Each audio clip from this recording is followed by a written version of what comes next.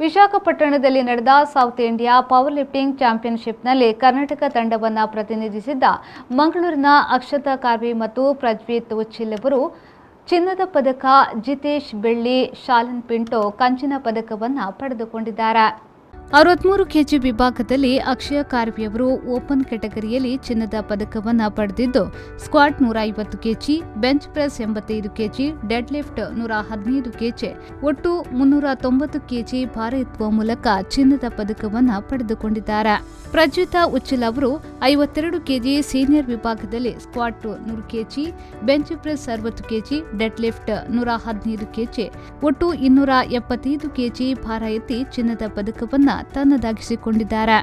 43 KG junior ವಿಭಾಗದಲ್ಲಿ ಶಾಲನ್ ಪಿಂಟೋ ಅವರು squat 80 KG, bench press 50 KG, dead lift 85 KG ಎತ್ತಿ ಒಟ್ಟು 215 ಕೆಜಿ ಭಾರ ಎತ್ತಿ ಕಂಚಿನ ಪದಕವನ್ನು ಪಡೆದುಕೊಂಡಿದ್ದಾರೆ. ಇವರು ಮಂಗಳೂರಿನ ಸೇಂಟ್ ಆಗ್ನೆಸ್ ಕಾಲೇಜಿನ ಬಿಕಾಂ ಪದವಿ ವಿದ್ಯಾರ್ಥಿನಿಯಾಗಿದ್ದಾರೆ.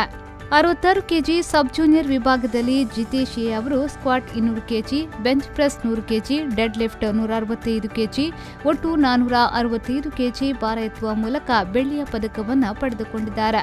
ಇವರು ಸೈಂಟ್ ಅಲೋಷಿಯಸ್ ಕಾಲೇಜಿನ ಪಿಯುಸಿಯಲ್ಲಿ ವಿದ್ಯಾಭ್ಯಾಸವನ್ನ ಮಾಡುತ್ತಿದ್ದಾರೆ.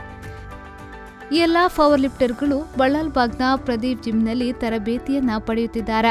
ಇವರೆಲ್ಲರೂ ಕೂಡ ಪ್ರದೀಪ್ ಕುಮಾರ್ ಅವರಿಂದ ತರಬೇತಿಯನ್ನ ಪಡೆಯುತ್ತಿದ್ದಾರೆ.